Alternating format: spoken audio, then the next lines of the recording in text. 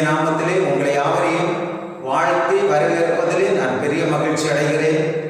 பரிசுத்த ஆராதனைக்கு ஆரம்பமாக நம்ம எல்லாரும் ஜெபம் பண்ணலாமா? எல்லாரும் முழங்கால் படிக்கணும். குட்டி பிள்ளைக்கு எல்லாருமே முழங்கால் படிடுவோமா?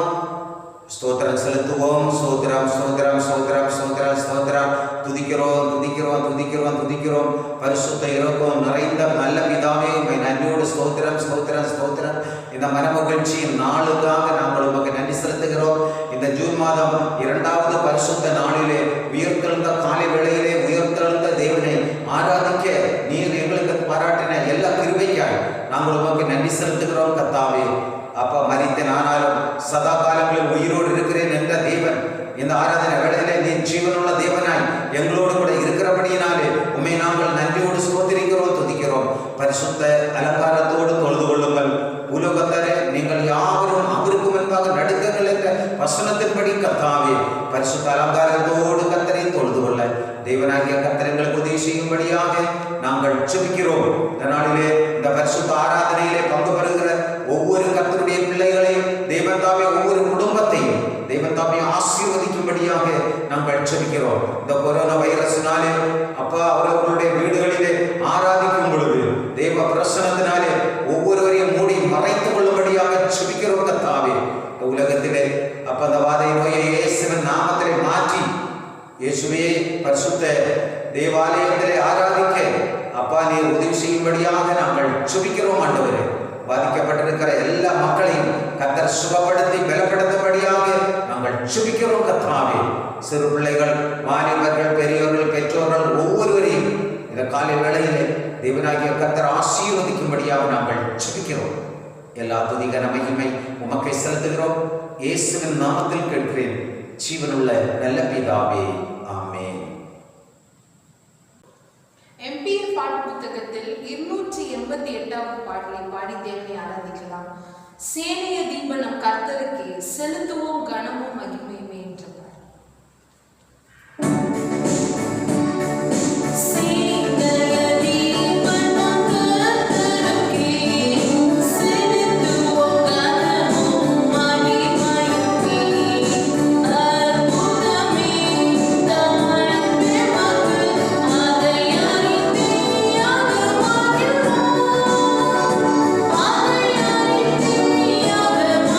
Oh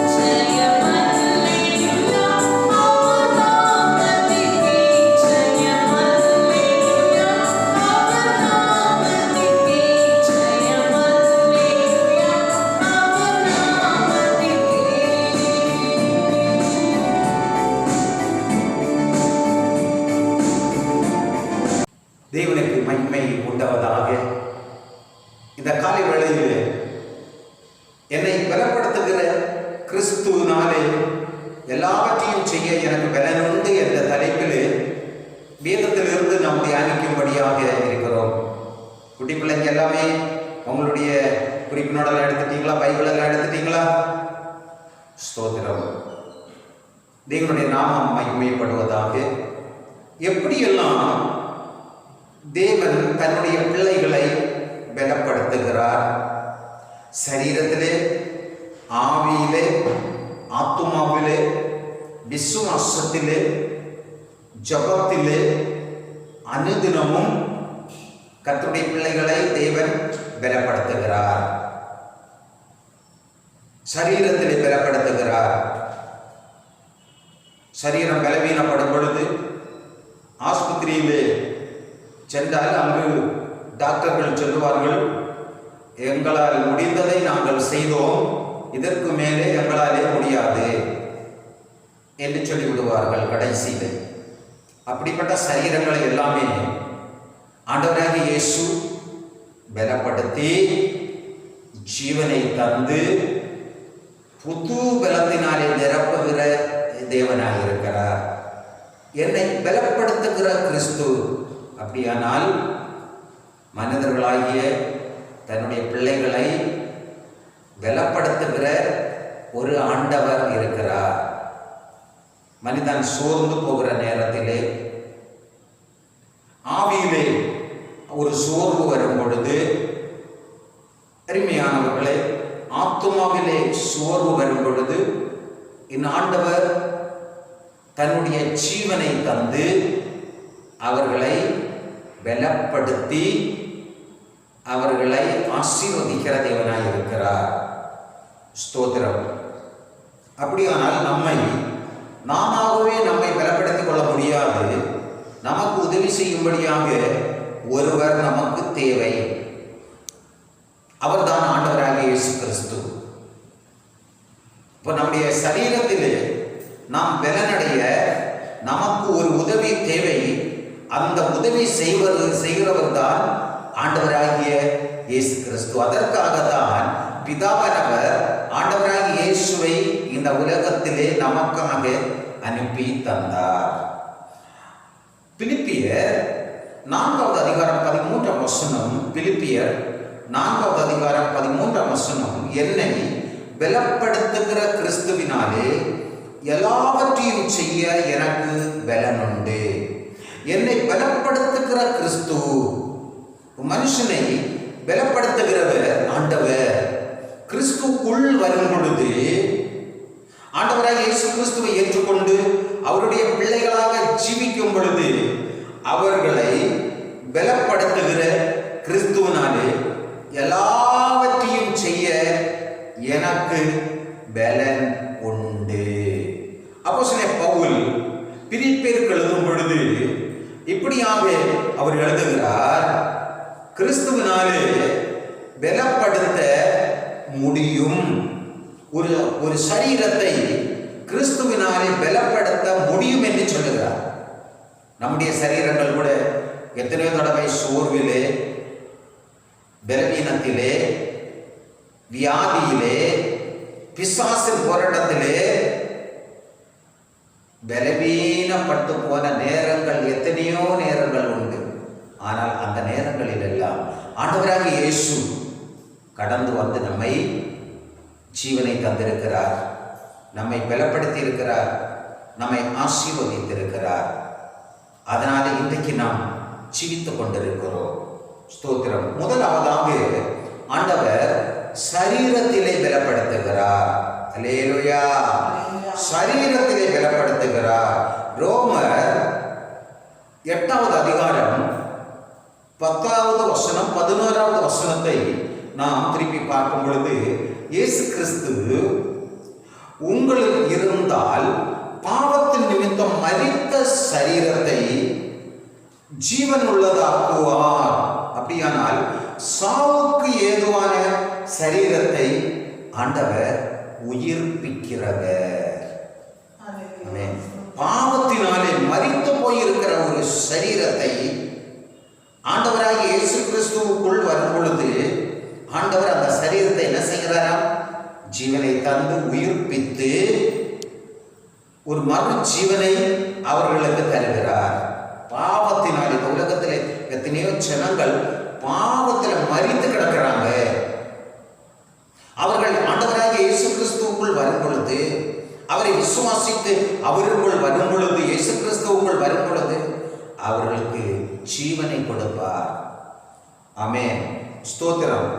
தொடர்ந்து நாம் வாசிப்போமானால் லூக்கா சுவிசேஷம் 13வது அதிகாரம் 11-12 வசனத்தை நாம் வாசிக்கும் பொழுது, 18 வருஷமாய் பலவீனப்படுத்துகிற ஒரு ஆவி ஒரு ஸ்திரியை அப்படியாக பலவீனப்படுத்தி கொண்டே இருந்தது.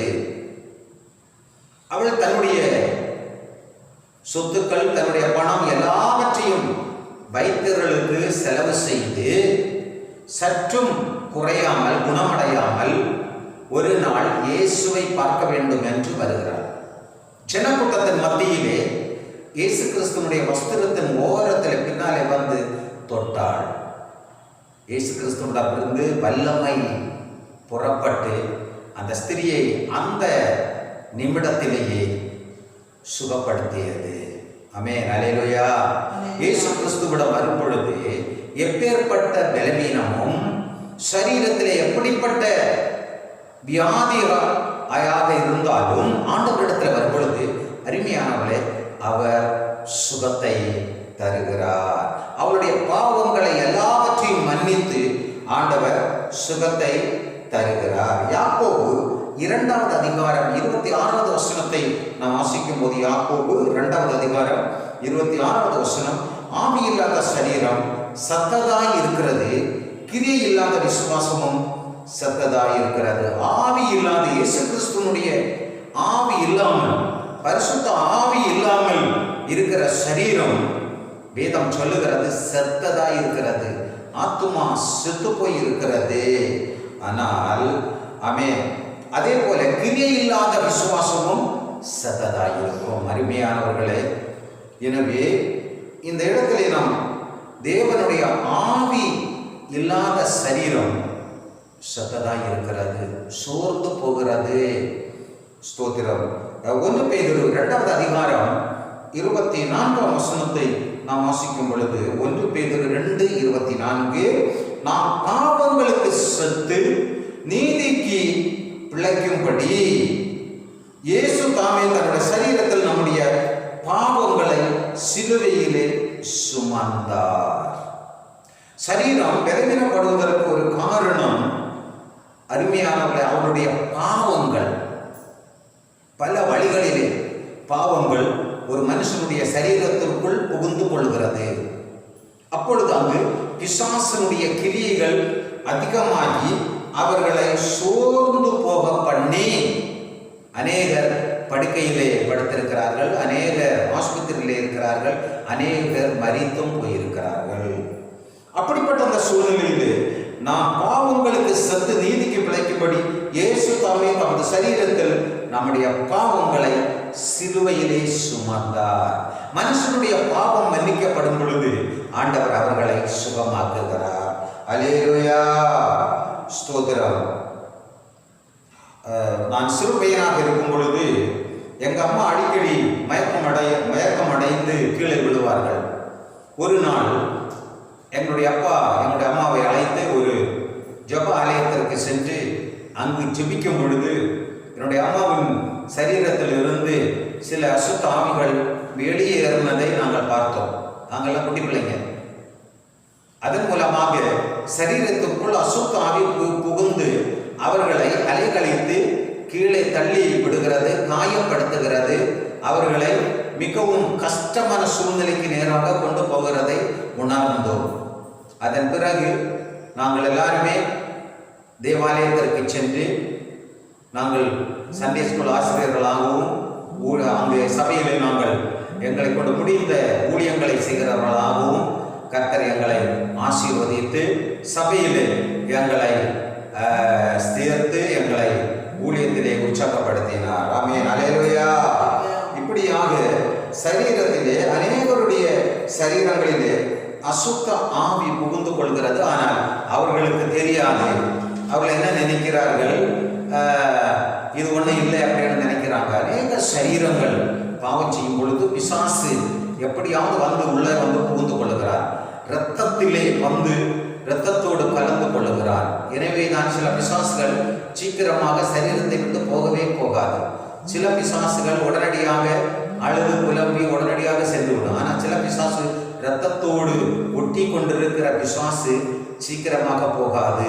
எனவே தான் ஆண்டவரை இயேசு சொன்னார், இப்பகையான பிசாசு உபவாசத்தினாலும் ஜபத்தினாலும் அன்றி போகவே போகாது என்று சொன்னார்.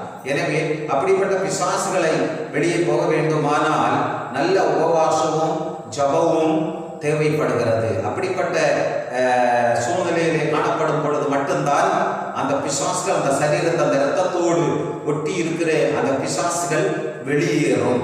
மற்றபடி சாதாரணமாக வெளியேறுவது மிகவும் கடினமான காரியமாக இருக்கிறது. யூதா 9வது வசனத்திலே நாம் வாசிக்கும் பொழுது, பிசாசு மோசையின் சரீரத்தை குறித்து தர்க்கித்த பொழுது பிரதான தூதனாகிய மிகாவேல் பேசின போது, பிசாசு குற்றப்படுத்த துணியாமல் கர்த்தர் உன்னை கடிந்து கொள்வாராக என்று சொன்னார். கர்த்தர் உன்னை கடிந்து கொள்வாராக என்று மிகாவேல் தூதன் மோசையிடம் சொல்லுகிறது. அந்த இடத்திலே நாம் பார்க்கிறோம். ஸ்தோத்திரம். எனவே தான் அருமையானவர்களே, பிசாசு குற்றம் சுமத்துகிறவன், பிசாசு பொய் சொல்லுகிறவன். இன்றைக்கு அநேகருடைய வாழ்க்கையிலே பிசாசின் கிரியைகள் செயல்படுகிறதுனாலே சரீரத்திலே சோர்வு, களைப்புகள்,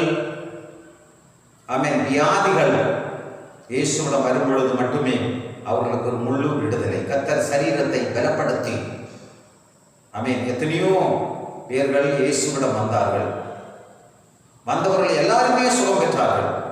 ஒருவர் கூட இயேசு அவர்களை திருப்பி அனுப்பவே இல்லை. எல்லாருமே சுகத்தை பெற்றுக்கொண்டார்கள். இன்றைக்கும் கொரோனா வைரஸினாலே தாக்கப்பட்டிருக்கிறவர்கள் இயேசு கிறிஸ்துவிடம் வரும்பொழுது இயேசுவானவர் அந்த பாவம் அவர்களிடத்தில் இருக்கிற எல்லா பாவங்களையும் மன்னித்து நோயை உன்னை விட்டு விலக்குவேன் என்று சொல்லுகிறார். ஆமென். அல்லேலூயா. இரண்டாவதாக, இயேசுவின் சிலுவையை சுமக்கும் பொழுது ஆண்டவர் நம்மை பலப்படுத்துகிறார். ஸ்தோத்திரம். இயேசுவின் சிலுவையை சுமக்க வேண்டும் என்று ஆண்டவர் சொன்னார். மத்தேயு சுவிசேஷம் 16, 24, 25, 26 3 வசனம். மத்தேயு 16, 24 26 வரை, ஒருவன் இயேசுவை பின்பற்றி வர விரும்பினால் தன்னைத்தான் வெறுத்து சிலுவையை எடுத்துக்கொண்டு என்னை பின்பற்றி வர கடவன். ஸ்தோத்திரம். உலகத்தை முழுவதும் ஆதாயப்படுத்தினாலும் ஆத்துமாவை நஷ்டப்படுத்தினால் அவனுக்கு ஒரு லாபமும் இல்லை. அருமையானவர்களே, இந்த இடத்திலே நாம் மிக ஆழமாக பார்க்கும் பொழுது ஒருவன் இயேசுவை பின்பற்றி வர விரும்பினால், இயேசுக்குள் வர விரும்பினால் தன் சிலுவையை எடுத்துக்கொண்டு என்னை பின்பற்றி வர கடவன். கிறிஸ்துவுக்குள் வரும் பொழுது ஒரு அருமையானவர்களே, அவருடைய சிலுவையை என்று சொல்லும் பொழுது அவருடைய வசனங்களை, அவர் வாழ்ந்த வழியிலே நடக்க வேண்டும், வசனத்தின்படி நடக்க வேண்டும். அதுதான் சிலுவையை சுமப்பது. வசனத்தின்படி நடக்கும் பொழுது அது கொஞ்சம் பாடுகள் நிறைந்தது. இந்த உலகப்படியான வாழ்க்கையை விட்டுவிட்டு இயேசு கிறிஸ்துவுக்குள் ஒரு மனுஷன் நடக்கும் பொழுது அது முற்றிலும் வேறுபாடானது. அது உலகத்தோடு ஒட்டுனது அல்ல. அது வித்தியாசமான ஒரு வாழ்க்கை என்று சொல்லி நாம் பார்க்கிறோம். எனவே தான் இயேசு சீஷர்களை பார்த்து சொன்னார், தன் சிலுவையை சுமந்து என் பின்னே வராதவர் எனக்கு சீஷனாய் இருக்க மாட்டான் என்று சொன்னார். ஸ்தோத்திரம். ரோமர் 6வது அதிகாரம் 6ஆம் வசனத்தை நாம் வாசிக்கும் பொழுது, ரோமர் 6:6, பழைய மனுஷன் சிலுவையிலே அறையப்பட வேண்டும், அப்பொழுது ஆண்டவர் புது பலத்தை தருகிறார். பழைய மனுஷன், பாவம் நிறைந்த மனுஷன், இயேசுவை மெய்யான தேவன் என்ற அறிக்கை இடாத மனுஷன், அருமையானவர்களே, அவன் தன்னுடைய வாழ்க்கை, தன்னுடைய பாவத்தை அறிக்கையிடும் பொழுது, பழைய மனுஷன் சிலுவையிலே அறையப்படும் பொழுது ஆண்டவர் அப்படிப்பட்டவர்களை ஆண்டவர் பலப்படுத்துகிறார். ஆமென். அல்லேலூயா. எனவேதான் ஆண்டவர் சொன்னார், ஒருவன் கிறிஸ்துவுக்குள் இருந்தால் புது சிருஷ்டியாக இருக்கிறான், பழையர்கள் எல்லாம் ஒளிந்து போயின, எல்லாமே புதிதாயின, எல்லாமே புதிதாயின. ஸ்தோத்திரம். எனவே அருமையானவர்களே, கலாத்தியர் 2வது அதிகாரம் 20வது வசனத்தை நாம் வாசிக்கும் பொழுது, கிறிஸ்துவுடனே கூட சிலுவையில் அறையப்பட்டேன், நான் அல்ல, இயேசுவே எனக்குள் ஜீவிக்கிறார். கிறிஸ்துவுடனே கூட சிலுவையில் அறையப்பட்டேன், அதனாலே நான் பிழைத்திருக்கிறேன். அப்போஸ்தலன் பவுல் சொல்லுகிறார், நான் கிறிஸ்துவுடனே கூட சிலுவையிலே அறையப்பட்டிருக்கிறேன், அதனால தான் நான் பிழைத்திருக்கிறேன். ஆமென், அல்லேலூயா. நாம் இன்னைக்கு பிழைத்திருக்கிறோம்னு சொன்னா நம்முடைய சரீரங்களை சிலுவையிலே அறைந்திருக்கிறோம். ஆண்டவருடைய பிள்ளைகள், விசுவாசிகள் தங்களை முழுமையாக கல்வாரி சிலுவையிலே அறைந்திருக்கிறார்கள். தங்களுடைய வாழ்க்கையை ஒப்பு கொடுத்திருக்கிறாங்க. எப்பொழுது? மனம் திரும்பும் பொழுது, ஞானஸ்நானம் எடுக்கும் பொழுது, பரிசுத்த பந்தியிலே, உடன்படிக்கையிலே அவர்கள் பங்கு பெறும் பொழுது, ஆமென், கிறிஸ்துவுடனே கூட சிலுவையிலே அறையப்பட்டிருக்கிறார்கள். அதுதான் அவருடைய அனுபவ வாழ்க்கை. எனவே கிறிஸ்துவுடனே கூட சிலுவையில் அறையப்பட்டேன், அதனாலே பிழைத்திருக்கு. இன்றைக்கு நான் ஜீவனோடு இருக்கிறோம் என்று சொன்னால் எத்தனையோ மரணங்கள் வந்தது, எத்தனையோ போராட்டங்கள், எத்தனையோ கண்ணீர்கள், எத்தனையோ வியாதிகள், எல்லாவற்றிலும் நின்று இன்றைக்கு நாம் பிழைத்திருக்கிறோம் என்று சொன்னால் நாம் சிலுவையிலே இயேசு கிறிஸ்துவோடு கூட சிலுவையிலே அறையப்பட்டிருக்கிறதுனாலே இன்றைக்கு நாம் பிழைத்திருக்கிறோம். அல்லேலூயா. எனவே இன்றைக்கும் பிழைக்க முடியாமல் ஆஸ்பத்திரியில் வீடுகளிலும் கண்ணீரோடு இருக்கிற மக்கள், சிலுவையிலே நீங்கள் இயேசு கிறிஸ்துவுக்கு உங்களை ஒப்பு கொடுத்தால் கிறிஸ்துவுக்குள் நீங்களும் பிழைத்திருக்கும்படி ஆண்டவர் உதவி செய்வார். அல்லேலூயா. இயேசு கிறிஸ்துவின் ரத்தம் இன்றைக்கும் பாவங்களை மன்னிக்க அவருடைய ரத்தம் இன்றைக்கும் சிலுவையிலே சிந்திக்கொண்டே இருக்கிறது. அதற்காக அவர் சிலுவையிலே ரத்தம் சிந்தி இருக்கிறார். 3வதாக குடும்பத்தை பலப்படுத்துகிறார். ஸ்தோத்திரம். இன்றைக்கு எத்தனையோ குடும்பங்கள் வியாதியினாலே கண்ணீரோடு பலவீனத்திலே காணப்படுகிறார்கள். ஆனால் ஆண்டவர் சொல்லும் பொழுது குடும்பத்தை கர்த்தர் பலப்படுத்துகிறார். சகரியா 12வது அதிகாரம் 10வது வசனத்தை வாசிக்கும் பொழுது, நான் தாவீதின் குடும்பத்தாரின் மேலும் எருசலேம் குடிகளின் மேலும் கிருபையின் ஆவியையும் விண்ணப்பத்தின் ஆவியையும் ஊற்றுவேன். கிருபையின் ஆவியையும் விண்ணப்பத்தின் ஆவியையும் தேவன் தன்னுடைய பிள்ளைகளுடைய குடும்பத்தின் மேல் ஊற்றுவேன் என்று பார்க்க கொடுக்கிறார். ஆமென், அல்லேலூயா. அது என்ன என்று சொல்லி நாம் பார்க்கும் பொழுது அருமையானவர்களே, விண்ணப்பங்களின் ஆவி, கிருபையின் ஆவி. ஸ்தோத்திரம். அது போதுமே நமக்கு. வேற என்ன வேணும்? கிருபையின் ஆவி, விண்ணப்பங்களின் ஆவி. நாம் செபிக்கும்படியாக ஆண்டவர் நமக்கு ஆவியிலே உற்சாகப்படுத்தி நம்மை பலப்படுத்துகிறார் அல்லவா? ஸ்தோத்திரம். இன்னொரு வசனத்தை கூட நாம் வாசிப்போமானால், யாத்திராகமம் 1வது அதிகாரம் 21வது வசனத்தை நாம் வாசிக்கும் பொழுது, யாத்திராகமம் 1:21, மருத்துவச்சிகள் தேவனுக்கு பயந்ததினால் அவருடைய குடும்பங்களை தலைக்கும்படி செய்தார். மருத்துவச்சிகள் அருமையானவர்களே, தேவனுக்கு பயந்ததினால் அவர்களுடைய குடும்பங்களை தலைக்கும்படி செய்தார். பார்த்தீங்களா? தேவனுடைய சமூகத்திலே நன்மையானவைகளை நாம் செய்யும் பொழுது, நல்லதை செய்யும் பொழுது ஆண்டவர் அவருடைய குடும்பத்தை தலைக்கும்படியாக செய்கிறார். இயேசு கிறிஸ்துவுக்குள் அந்த மருத்துவச்சிகள் கர்த்தருக்கு பயத்தோடு இருந்தாங்க. பார்வன் சொல்லும் பொழுது அந்த சிறு குழந்தைகளை ஆமென் பிரசவிக்கும் போதே அழிக்கும்படியாக சொன்னார். ஆனால் மருத்துவச்சிகள் கர்த்தருக்கு பயந்ததினாலே பார்த்தீங்களா, அங்கே கிருபை, தேவன் கிருபை செய்து அந்த ஆண் பிள்ளைகளை எல்லாரையுமே பாதுகாக்க தேவன் கிருபை செய்தார். அதன் மூலமாக அந்த மருத்துவச்சிகள் குடும்பம் வளர்ந்தது, ஆசீர்வதிக்கப்பட்டது. வேதம் சொல்லுகிறது, தலைக்கும்படி கர்த்தர் கிருபை செய்தார். ஆமென், அல்லேலூயா. என்னாகமம் 17வது அதிகாரம் 8ஆம் வசனத்தை நாம் வாசிக்கும் பொழுது, மோசேயின் கூடாரத்திற்குள் பிரவேசித்த போது லேவியின் குடும்பத்தில் ஆரோனின் கோல் தொழுத்தது அது துளிர் விட்டு பூ பூத்து வாதுமை பழங்களை கொடுத்தது. ஸ்தோத்திரம். அருமையானவர்களே, மோசேயின் கூடாரத்திற்குள் பிரவேசித்த போது லேவியின் குடும்பத்தில் ஆரோனின் கோல் துளிர்த்தது. குடும்பத்திலே ஆண்டவராகிய இயேசுவை நோக்கி பார்த்து அவருடைய பிள்ளைகளாக ஜீவிக்கும் பொழுது அவருடைய குடும்பம் துளிர்க்கிறது.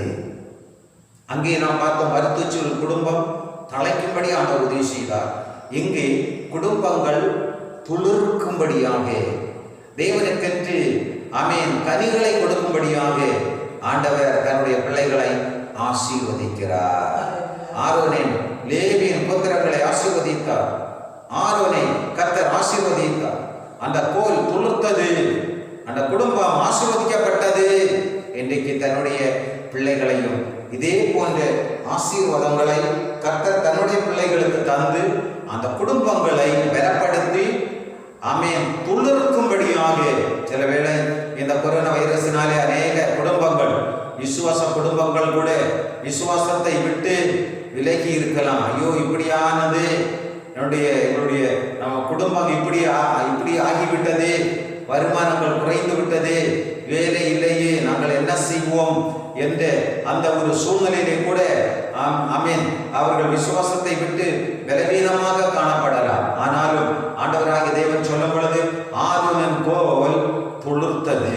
உங்கள் குடும்பங்கள் துளிர்க்கும்படியாக தேவன் உதவி செய்கிறவர்.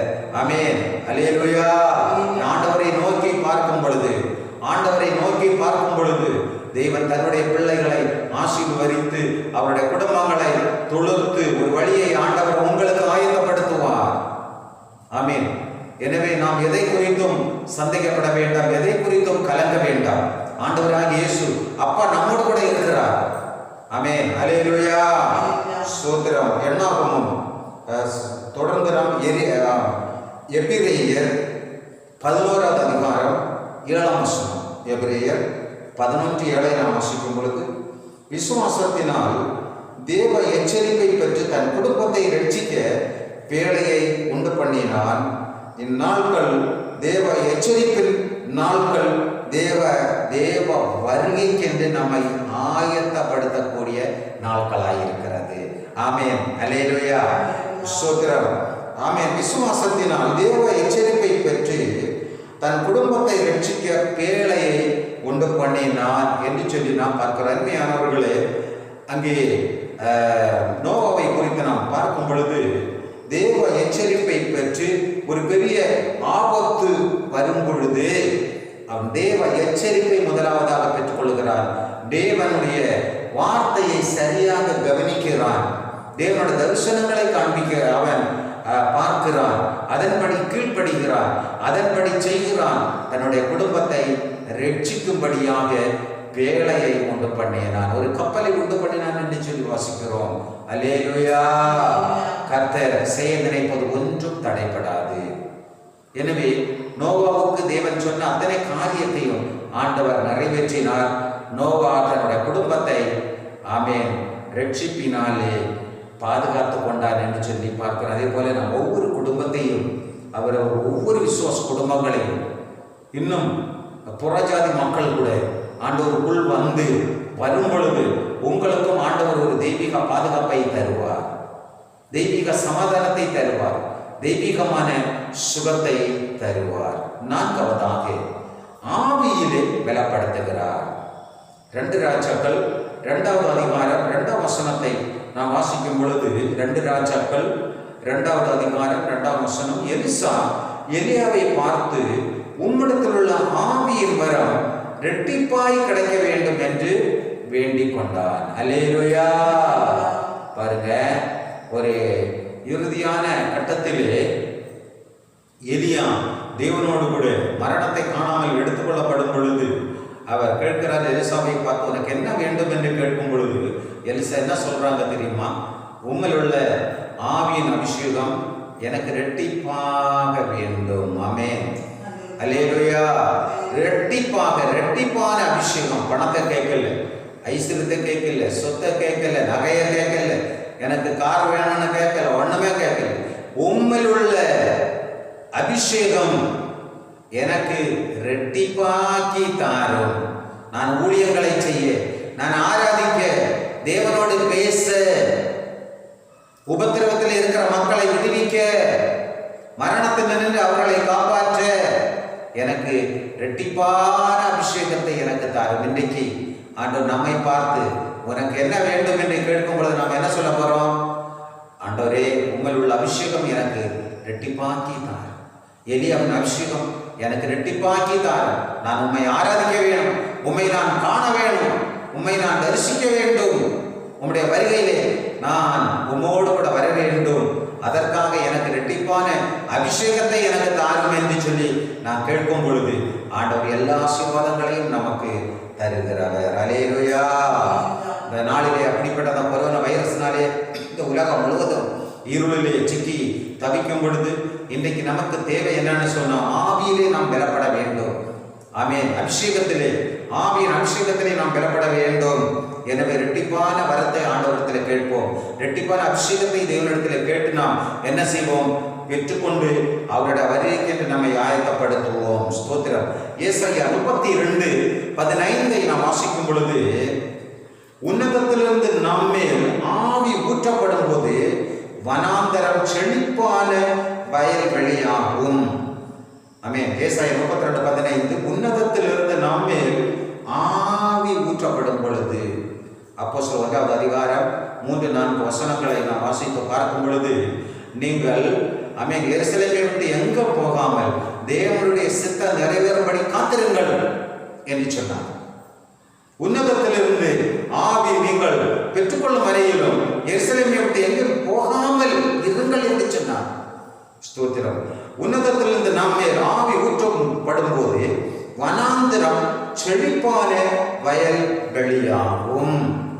அந்த அபிஷேகம் நமக்குள் வரும் பொழுது ஆண்டவர் சொல்லுகிறார், முதலாவது தேவனுடைய ராஜ்யத்தின் நீதியை தேடுங்கள், அப்பொழுது எல்லாமே உங்களுக்கு நான் கூட கொடுக்க தருவேன் என்று சொல்லுகிறார். எல்லாமே கூட கொடுக்கப்படும். முதலாவது ஆண்டவருடைய ராஜ்யத்தை நாம் தேட கற்றுக்கொள்ள வேண்டும்.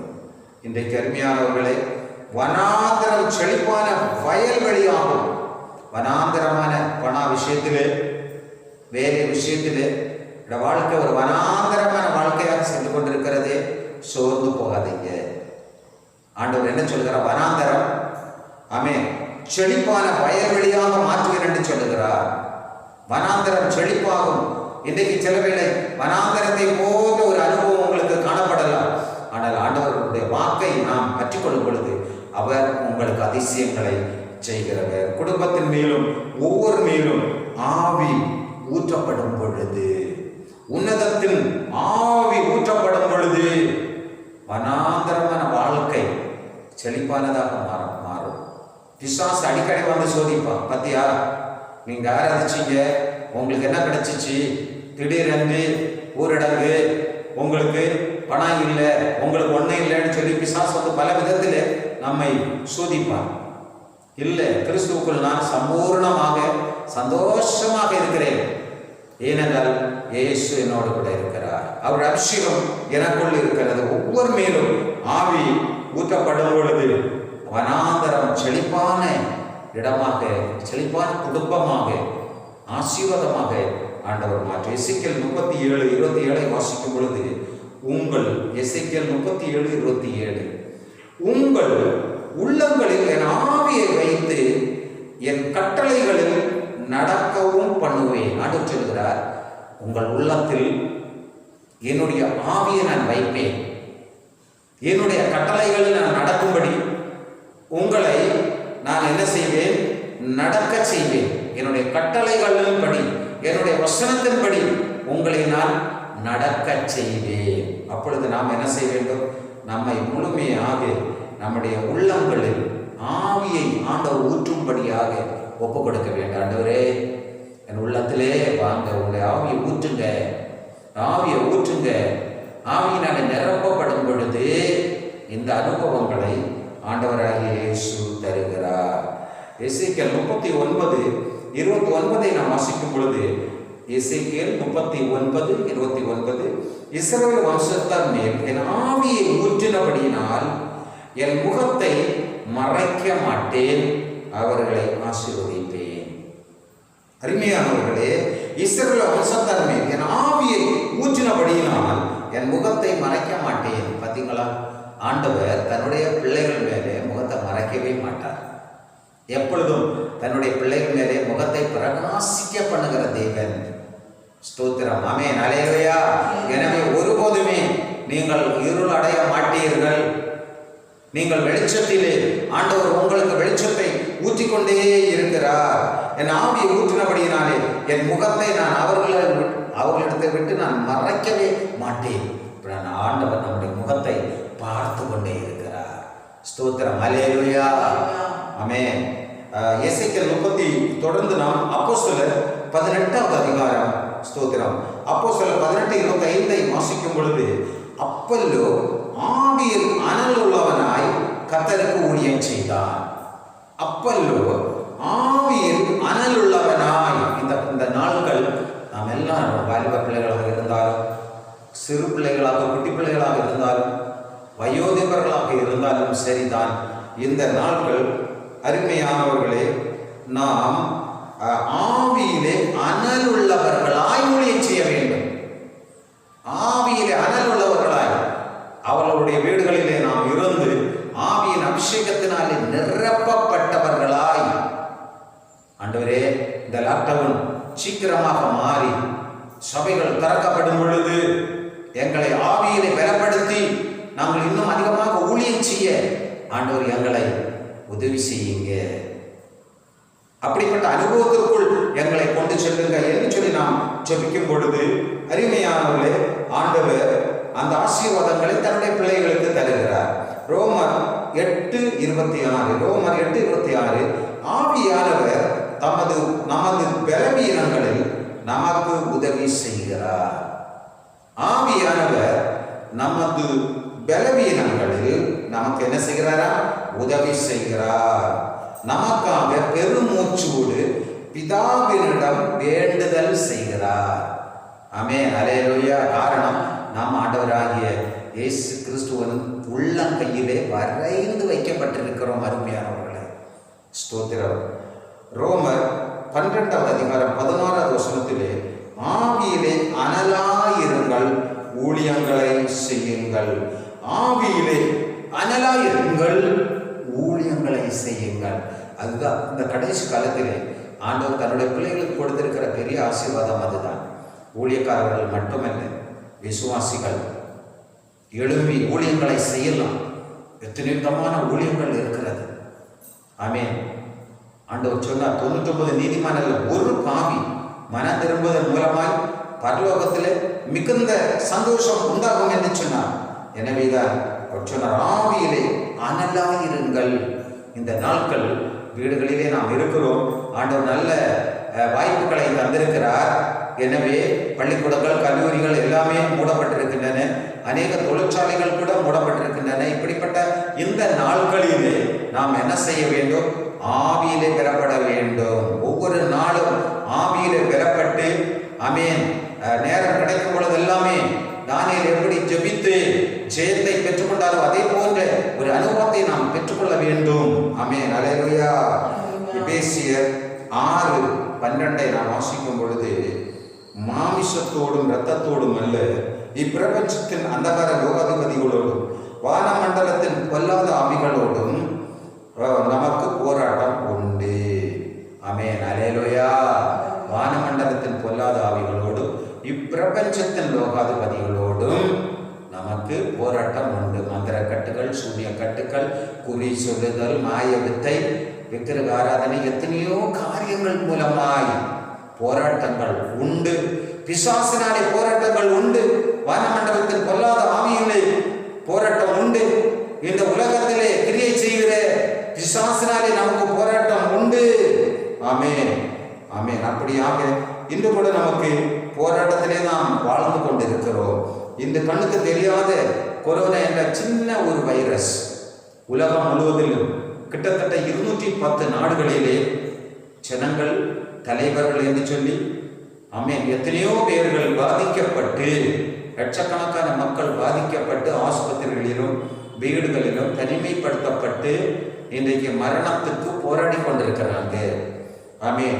எனவே அருமையானவர்களே, நாம் தேவ பிள்ளைகள் தேவ ஆவியிலே பலப்பட்டு செபிக்கும் பொழுது இதிலும் நாம் என்ன செய்வோம்? வெற்றி பெறுவோம் என்ற ஒரு விசுவாசம் தேவனுடைய பிள்ளைகளுக்கு இருக்கிறது. அல்லேலூயா.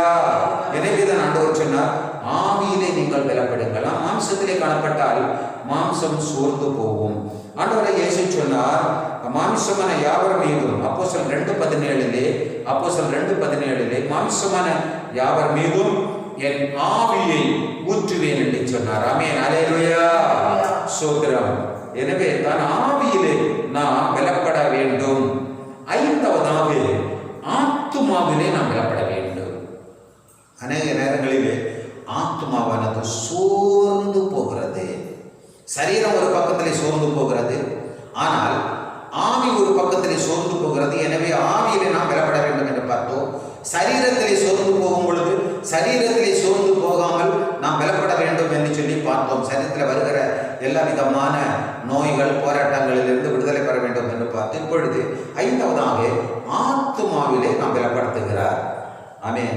உபாகமம் 4:29 நாம் வாசிக்கும் பொழுது, உபாகமம் 4:29 முழு இருதயத்தோடும் முழு ஆத்துமாவோடும் தேவனை தேடும் போது அவரை கண்டடைவாய். அந்த சரீரத்தில் 3 பகுதிகள் உண்டு: ஆவி, ஆத்மா, சரீரம். அருமையானவர்களே, இதிலே ஆத்மாவானது மிகவும் முக்கியமானது. ஸ்தோத்திரம். ஆத்மாவுக்குள் ஆண்டவராகிய இயேசு ஜீவிக்கிறவர். எனவே தான் முழு இருதயத்தோடு முழு ஆத்மா, நமக்குள் இருக்கிற முழு ஆத்மாவும் ஆண்டவராகிய இயேசுவை நோக்கி பார்க்க வேண்டும். தேடும் பொழுது, இயேசுவை தேடும் பொழுது நாம் இயேசுவை கண்டடைவோம். அப்பொழுது ஆத்மா ரொம்ப சந்தோஷம். ஆத்மாவுக்குள் இயேசு வரும் பொழுது எவ்வளவு சந்தோஷம் இல்லையா? சங்கீதம் 6:3-5 சங்கீதம் 6:3-5 என் ஆத்துமா மிகவும் வியாகுலப்படுகிறது, எனக்கு இறங்கி விடுதலை தாரும், எனக்கு இறங்கி விடுதலை தாரும், நான் பலனற்று போனேன். தாவீது, என் ஆத்துமா பலனற்று போனேன், எனக்கு பலத்தை தாங்க. என் ஆத்துமாவில் எனக்கு இறங்கி எனக்கு விடுதலை தாரும் என்று கெஞ்சுகிறதை பார்க்கிறோம். ஆத்துமா பலனற்று போகிறது. மான்கள் நீரோடை வாஞ்சித்து கதறது போல என் ஆத்துமா உண்மையே வாஞ்சித்து கதறுகிறது. என் உள்ளத்திலே வாங்க, என் ஆத்துமாவிலே வாங்க, நான் பலனற்று போனேன். அருமையான பலனற்று போற நேரங்களிலே நமக்கு பலனை தந்து ஆத்துமாவுக்குள் இயேசு வந்து நம்மை பலப்படுத்துகிறவராகவே இருக்கிறார். ஸ்தோத்திர. யோபு 30:16 நாம் வாசிக்கும் பொழுது, யோபு 30:16 என் ஆத்துமா என்னில் முறிந்து போயிற்று. பார்த்தீங்களா? என் ஆத்துமா என்னில் முறிந்து போயிற்று. அப்படின்னா கட்டாயிச்சது. கட்டானா கட்டாயிச்சனா என்ன ஆகும்? யோசித்து பாருங்க. ஏன் இந்த அளவில் யோபு சொல்லுகிறார் என்று சொன்னால், அவர் கடந்து வந்த பாதை, தன்னுடைய குடும்பத்தில் ஏற்பட்ட எல்லா விதமான இழப்புகள், பிள்ளைகள், ஆடு மாடு, வீடு, பங்களா எல்லாமே இழந்து போயிடுச்சு. ஸ்தோத்திரம். இன்றைக்கு அநேக உலக ஆஸ்திகள் தான் நம்மை பாதுகாக்கும் என்று சொல்லி நம்பிக்கொண்டிருக்கிறாங்க. இல்லவே இல்லை. யோபனுடைய வாழ்க்கையிலே ஆஸ்திகள் எல்லாமே அவனை காப்பாற்ற முடியவில்லை, பிள்ளைகளும் காப்பாற்ற முடியவில்லை, எல்லாமே இழந்து போகிற ஒரு சூழ்நிலையிலே ஆமென் அங்கு யோபு சொல்லுகிறார், என் ஆத்துமா என்னில் முறிந்து போயிற்று. சில நேரங்களில் அப்படிதான் ஆத்துமா முறிந்து போகிற ஒரு சூழ்நிலை காணப்படும். ஆனாலும் ஆண்டவர் அந்த அளவில் தன்னுடைய பிள்ளைகளை விட்டு விடுகிற தேவன் அல்ல. அவன் தன்னுடைய வேதனையின் உச்சியிலே என் ஆத்துமா முறிந்து போயிட்டு என்று சொல்லுகிறார். நான் எல்லாவற்றையும் இழந்து விட்டேன், எல்லாம் கடந்து வருகிறேன், ஆனாலும் தேவனை ஒரு குறை தன்னோட உதடுகளினாலே அவன் எந்த குறையும் சொல்லவில்லை, பாவமும் செய்யவில்லை. ஆமென். அல்லேலூயா. ஸ்தோத்திரம். எனவே ஆவி முறிந்து ஆத்துமா முறிந்து போகிற சூழ்நிலை வந்தாலும் ஆண்டவர் யோபுவை மீண்டுமாக இரட்டிப்பான ஆசீர்வாதத்தை தந்தார். அல்லேலூயா.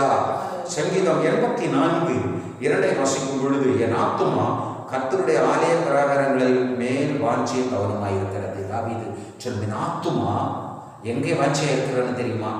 தேவாலயத்திலே. இன்றைக்கு அநேகர் கேட்குறாங்க, ஐயா தேவாலயம் எப்பொழுது திறக்கப்படும், எப்பொழுது திறக்கப்படும் என்று சொல்லி. ஆமென். ஒரு இயக்கம் தேவாலயத்திலே சென்று கண்ணீரோடு ஆண்டவருடைய சமூகத்திலே பாவங்களை அறிக்கையிட்டு ஜெபிக்க வேண்டும். இந்த வைரஸிலிருந்து ஜனங்களுக்கு விடுதலை தர வேண்டும், கிடைக்க வேண்டும். எங்களுடைய சமுதாயம் காப்பாற்றப்பட வேண்டும்.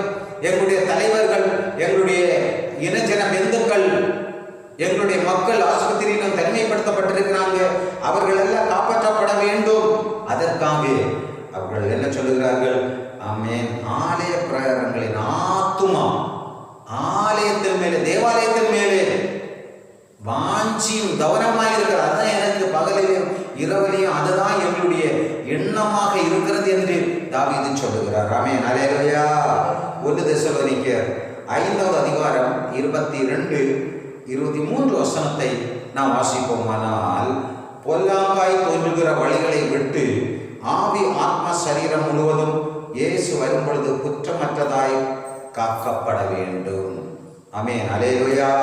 பொல்லாங்காய் தோன்றுகிற எல்லா வழிகளையும் நாம் விட்டு மாற்றி, அப்படியானால் ஏதாவது கர்த்தருக்கு பிரியமில்லாத காரியங்கள் செய்திருப்போமானால், ஆண்டவரே எல்லாவற்றையும் என்னிடத்திலிருந்து எடுத்து போடுங்க. நான் ஜெபிக்கும் பொழுது நமக்கு தான் தெரியும் நாம் என்னென்ன காரியங்கள் தேவனுக்கு பிரியமில்லாமல் செஞ்சிருக்கிறோம். அதை எல்லாவற்றையும் அறிக்கை செய்து விட்டு மாற்றி, அருமையானவர்களே, பொல்லாத வழிகளை விட்டு ஆவி ஆத்மா சரீரம் முழுவதும் இயேசு வரும்பொழுது குற்றமற்றதாய் காணப்பட வேண்டும். இந்த பொல்லாத நாட்கள், இந்த கடைசி காலங்கள் இயேசு கிறிஸ்துவினுடைய வருகையை தான் பிரதிபலிக்கிறது.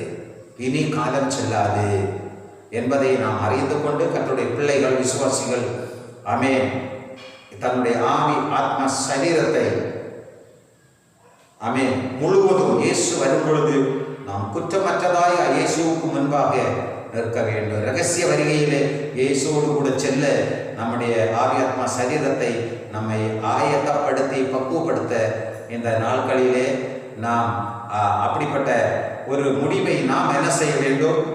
ஏற்றுக்கொள்ள வேண்டும். அப்படிப்பட்ட ஒரு சிந்தைக்குள் நாம் வர வேண்டும். எந்த நேரத்திலும் இயேசு வருவார். ஏன்னா கடைசி காலம், இது ஒரு கடைசி நாட்கள் என்பதை அறிந்து கொள்ள வேண்டும்.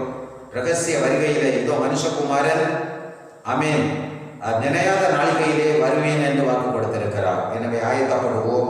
ஸ்தோத்திரம். குற்றமற்றதாய் காப்பாற்ற காத்து கொள்ள கடவோம். 6வதாக அருமையானவர்களே, விசுவாசத்திலே நம்மை பலப்படுத்துகிறார். சோர்ந்து போகும் பொழுதெல்லாம் நம்மை பலப்படுத்துகிறது விசுவாசம். ஆண்டவராகிய இயேசு, ஆண்டவரே நீர் இன்னைக்கு அப்பா ஒரு அற்புதத்தை செய்யுங்க என்று சொல்லி நாம் விசுவாசத்திலே நம்மை பலப்படுத்துகிறார். யோனா 3வது அதிகாரம் 5ஆம் வசனம். யோனா 3:5. அருமையானவர்களே, நினிவே ஜனங்கள் தேவனை விசுவாசித்து உபவாசித்து ஜெபித்து விடுதலை பெற்றுக் கொண்டார்கள். அங்கே நாம் பார்க்கும் பொழுது யோனா சென்று பிரசங்கம் பண்ணும் பொழுது நினிவே ஜனங்கள் தேவனை விசுவாசித்து ஆமென் உபவாசித்து ஜெபித்து அங்கு ஒரு விடுதலையை பெற்றுக்கொண்டார்கள். அழிவிலிருந்து காப்பாற்றப்பட்டார்கள். ஸ்தோத்திரம். மார்க்கு சுவிசேஷம் ஆமென் 5வது அதிகாரம் 34வது வசனத்தை நாம் வாசிக்கும் பொழுது இயேசு அந்த ஸ்திரியை பார்த்து, உன் விசுவாசம் உன்னை ரட்சித்தது, நீ வேதனை நீங்கி சுகமாயிரு. கூட்டத்தின் நடுவில் இயேசுவின் வஸ்திரத்தை தொட்டதை நாம் அந்த இடத்திலே நாம் பார்க்கிறோம். ஒரு விசுவாசம். சிறிய உன் விசுவாசம் உன்னை ரட்சித்தது. அல்லேலூயா. இந்த நாளிலே விசுவாசம், நான் விசுவாசிக்கும் பொழுது வியாதிகள் மறையக்கூடியதாக இருக்கிறது. இயேசு எல்லாவற்றும் நினைந்து விடுதலை தருவார். 1 பேதுரு 1வது அதிகாரம் 7ஆம் வசனம். 1 பேதுரு 1வது அதிகாரம் 7ஆம் வசனத்தை திருப்பி பார்க்கலாமா? ஸ்தோத்திரம். அழிந்து போகிற பொன் அக்கினியிலே சோதிக்கப்படும், விசுவாசம் சோதிக்கப்படும் பொழுது இயேசுவில் உறுதியாய் இருக்க வேண்டும். அழிந்து போகிற பொன் அக்கினியிலே சோதிக்கப்படும். இன்றைக்கு அருமையானவர்களே, திருமணத்தில் எல்லாம் பார்க்கும் பொழுது எத்தனை சவரம் என்ன ஏதனை எல்லாம் கேட்குறாங்க, பேரம் பேசுறதை பார்க்க. இங்கே பார்க்கும் பொழுது அழிந்து போகிற பொன். இந்த பொண்ணெல்லாம் என்ன செய்யுமா? அழிந்து போகக்கூடியது. இந்த நாட்களிலே கொரோனா வைரஸ்னாலே எத்தனையோ ஜனங்கள் மறித்து போனார்கள். அவர்களுக்கு பொன், பொருள், பணம் அவர்களை காப்பாற்றிச்சுதா? இல்லவே இல்லை, இல்லவே இல்லை. அருமையானவர்களே, அழிந்து போகிற பொன், ஏன்னா அதன் மேலே விசுவாசம் வைத்துக்கொண்டு பொன்னின் மேலே விசுவாசத்தை வைக்கிற ஒரு கூட்டம் ஜனங்கள் உண்டு. ஆனால் ஆண்டவருடைய பிள்ளைகள் அப்படி அல்ல. பொன் பொருட்கள் மேல் விசுவாசம் வைக்காதபடி அந்த பொன் கூட சில நேரங்களிலே அக்கினியிலே சோதிக்கப்படும். அந்த நெருப்பில் போடுவாங்க. உண்மையான பொய்யா, உண்மையான பொன்னா, பொய்யான பொன்னா என்று சொல்லி. அப்போ நெருப்பிலே உருகும் பொழுது அது தெரியும், உண்மையான பொன்னா இல்லை மாயமற்றதான மாய்மாலமான பொன்னா என்று சொல்லி தெரியும். நம்முடைய விசுவாசம் சில வேளை சோதிக்கப்படும், அக்கினியினாலே சோதிக்கப்படும். சாதாரணமானது அல்ல, சாதாரணமான சோதனை அல்ல, அக்கினியினாலே சோதிக்கப்படும், நெருப்பினாலே. ஆமென். அப்படிப்பட்ட சோதனை கூட நமக்கு வரும். நெருப்பை கடந்து சொல்ல வேண்டிய சூழ்நிலை கூட வரும். தாவீது ஒரு தடவை சொல்லும் பொழுது தீயையும் தண்ணீரையும் கடந்து வந்தேன் என்று சொல்லுகிறார். சில நேரங்களிலே தீயையும் தண்ணீரையும் கடந்து செல்லக்கூடிய ஒரு சூழ்நிலை கூட வரும் விசுவாசிகளுக்கு. ஆனால் வேதம் சொல்லுகிறது, அங்கே அக்கினியில் சோதிக்கப்படும். ஆனால் விசுவாசம் சோதிக்கப்படும் பொழுது நாம் இயேசுவில் உறுதியாக நிற்க வேண்டும். அல்லேலூயா. யோபு சோதிக்கப்பட்ட பொழுது அவன் உறுதியாய் நின்றான். அவனுடைய விசுவாசம் சோதிக்கப்பட்டது. அநேக நேரங்களிலே கர்த்தருடைய பிள்ளைகளுடைய விசுவாசம் சோதிக்கப்படும். அப்பொழுது நீங்கள் அந்த சோதனையை ஜெயிக்கும் பொழுது பொன்னை போல ஆமென் திளங்குவீர்கள். விசுவாசத்திலே ஆமென் பொன்னை போல அவர்கள் திளங்குவார்கள். அல்லேலூயா. சோதனை. எனவே நம்முடைய விசுவாசத்திலே நாம் உறுதியாக பலப்பட வேண்டும். இந்த நாட்கள் அப்படிப்பட்ட நாட்களாக ஆண்டவர் நமக்கு தந்திருக்கிறார். ஏழாவதாக ஆமென் நான் பார்க்கும்போது இயேசுவின் வருகைக்கு நம்மை பலப்படுத்துகிறார். இயேசுவின் வருகைக்கு நம்மை பலப்படுத்தின நாட்கள் அதுதான். இயேசுவின் வருகை 1 தெசலோனிக்கர் 4வது அதிகாரம் 16-17 வசனம். 1 தெசலோனிக்கர் 4வது அதிகாரம் 16-17 வசனம். இயேசு வரும் பொழுது மேகங்கள் மேலே ஆகாயத்தில் எடுத்துக்கொள்ளப்பட்டு எப்பொழுதும் கர்த்தருடனே கூட இருப்போம். பார்த்தீங்களா? எப்பொழுதும் இயேசு வரும் பொழுது மேகங்கள் மேல் ஆகாயத்தில் எடுத்துக்கொள்ளப்பட்டு எப்பொழுதும் கர்த்தருடனே கூட இருக்கிறோம். இந்த ஆசீர்வாதம் தான் தன்னுடைய பிள்ளைகளுக்கு வேண்டும். இந்த ஆசீர்வாதத்தை தரும்படியாகத்தான் இயேசு சகல மேன்மையும் விட்டு இந்த பூலோகத்தில் வந்து ரத்தம் சுண்டி மரித்து ஆமென் அடக்கம் பண்ணப்பட்டு 3ஆம் நாள் உயிரோடு எழுந்து தன்னுடைய பிள்ளைகளுக்காக இன்றைக்கும் இயேசு பிதாவோடு கூட பரிந்து பேசிக் கொண்டிருக்கிறார். ஆமென். அவர் வரும் பொழுது ஆமென் மேகங்கள் மேலே ஆகாயத்தில் எடுத்துக்கொள்ளப்பட்டு எப்பொழுதும் கர்த்தருடனே கூட இருப்போம். நாம் இந்த பூமிக்கு உரியவர்கள் அல்ல. இந்த பூமி கொஞ்சம் காலம்தான். நாம் நிரந்தரமாக தேவனுடைய ராஜ்யத்திற்கு உரியவர்கள். அல்லேலூயா. வெளிப்படுத்தின விசேஷம் 22வது அதிகாரம் 20ஆம் வசனம். சீக்கிரமாய் வருகிறேன் என்றார். இதற்கு கடைசி காலம். சீக்கிரமாய் வருகிறேன் என்றார். நம்மை பலப்படுத்துகிற அவருடைய வருகைக்கு என்று பலப்படுத்துகிற இந்த நாட்கள் ஆண்டவரை இயேசு சொன்ன இதோ நான் சீக்கிரமாக வருகிறேன்னு சொன்னார். அதற்காகத்தான் இந்த இப்படிப்பட்ட சிம்டம்ஸ் எல்லாமே நாம் பார்க்கிறோம். வாதை நோய் இவைகள் எல்லாமே நாம் பார்க்கிறோம். இவைகள் நமக்கு தெரியாதவைகள் அல்ல. இவைகள் எல்லாமே வேதத்திலே முன்குறிக்கப்பட்டிருக்கிறது. இவைகள் எல்லாம் வேதனைகளுக்கு ஆரம்பம் என்று சொல்லப்பட்டிருக்கிறது. ஆமென். எனவே நம்மை ஆமென் பலப்படுத்திக் கொள்வோம்.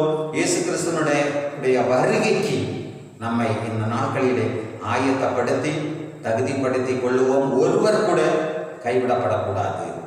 ஒருவர் கூட குடும்பமாய் விசுவாசிகள் குடும்பமாய் இயேசு வரும் பொழுது அவரோடு கூட எடுத்துக்கொள்ளப்பட்டு ஆமென் காலம் 1000 ஆண்டு இயேசுவோடு கூட இருக்கிற நல்ல பாக்கியத்தை நாம் பெற்றுக்கொள்ள வேண்டும். எனவே ஆமென் நாம் இயேசு கிறிஸ்துவின் வருகைக்கு நம்மை பலப்படுத்த வேண்டும்.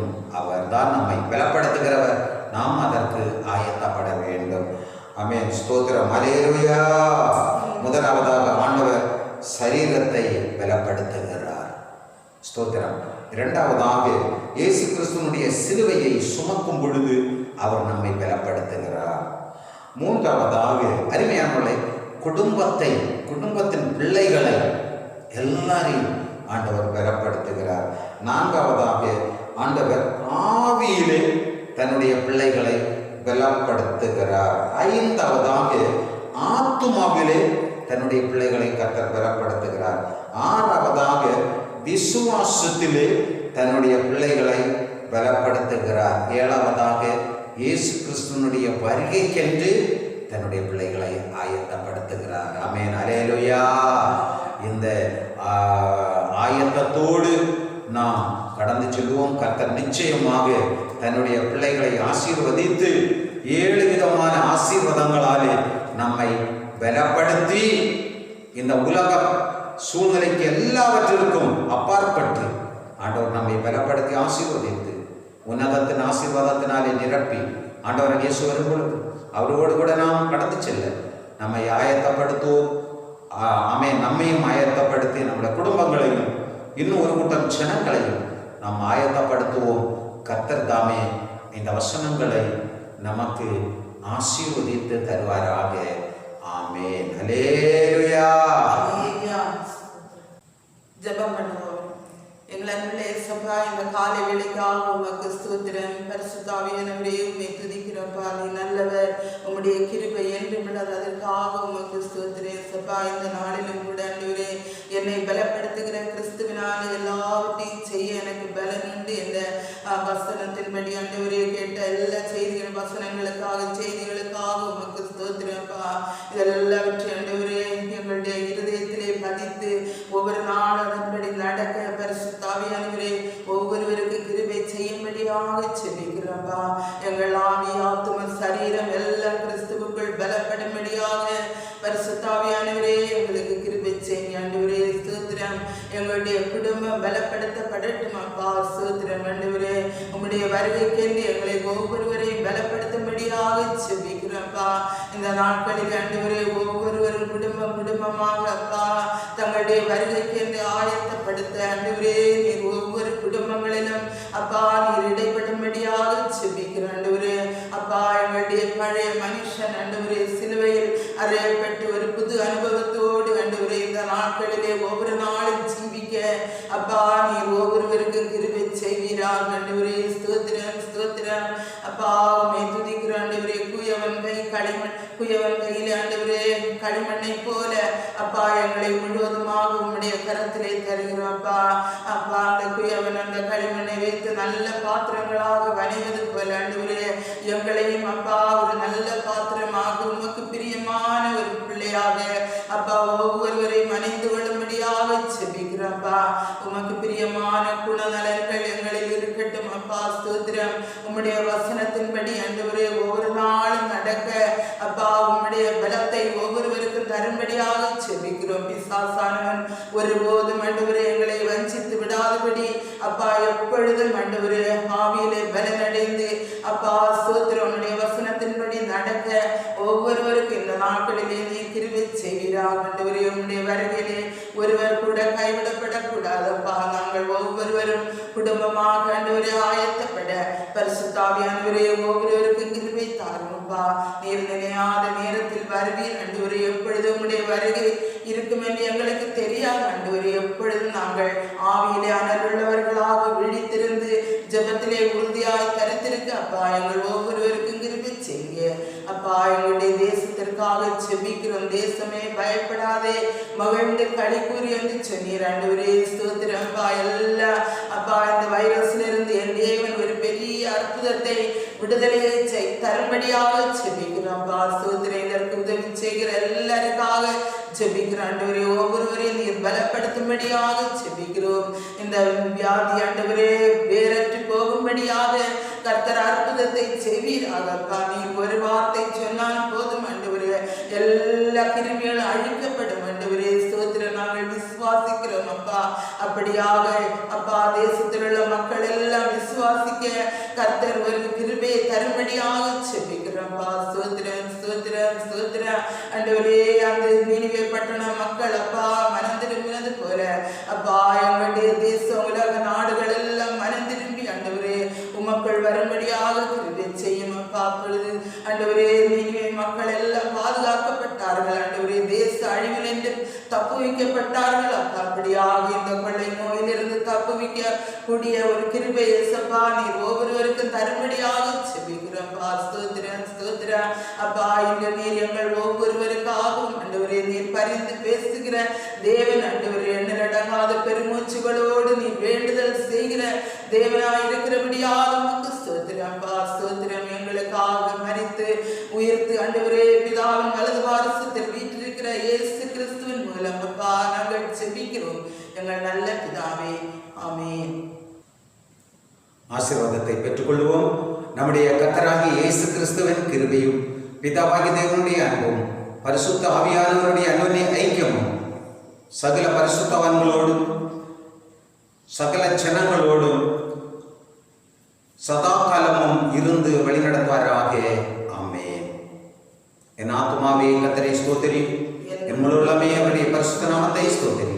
என் ஆத்துமாவே கர்த்தரை ஸ்தோத்திரி, கர்த்தர் செய்த சகல உபகாரங்களை மறவாதே. ஆமென். அல்லேலூயா அல்லேலூயா அல்லேலூயா. கர்த்தர் உங்கள் யாவரையும் ஆசீர்வதிப்பாராக.